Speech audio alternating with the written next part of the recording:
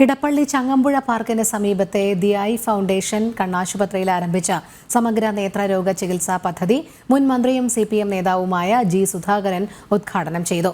നിർധനരായ രോഗികൾക്ക് ലോകോത്തര നിലവാരത്തിലുള്ള നേത്ര ചികിത്സ കുറഞ്ഞ നിരക്കിൽ ലഭ്യമാക്കുന്നതാണ് ചികിത്സാ പദ്ധതി. ഐ ഫൗണ്ടേഷൻ കൊച്ചിയിൽ പ്രവർത്തനം ആരംഭിച്ചതിന്റെ 6ാം വാർഷികത്തിന്റെ ഭാഗമായിട്ടാണ് പദ്ധതി തുടങ്ങുന്നതെന്ന് ആശുപത്രി ചെയർമാൻ ഡോക്ടർ D. രാമമൂർത്തിയും ഡോക്ടർ ശ്രേയസ് രാമമൂർത്തിയും അറിയിച്ചു.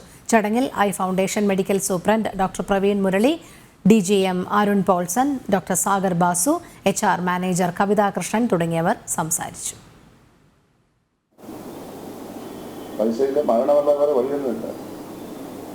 ഈ വസ്തു നമ്മുടെ ആരോഗ്യ പ്രവർത്തകർ ബുദ്ധിജീവികൾ മറന്നു പോകും.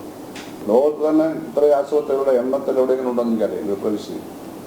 പക്ഷേ കാര്യമായ അസുഖം വന്നാൽ ഇവിടെ എത്രയിടത്ത് ചികിത്സയുണ്ട്? മെഡിക്കൽ കോളേജിൽ തന്നെ എത്രയിടത്ത് ചികിത്സയുണ്ട്? അവരവിടുന്ന് റെഫർ ചെയ്തായിരിക്കും. ഇതല്ലേ യാഥാർത്ഥ്യം? ആ യാഥാർത്ഥ്യമാണ് ചർച്ച ചെയ്തത്.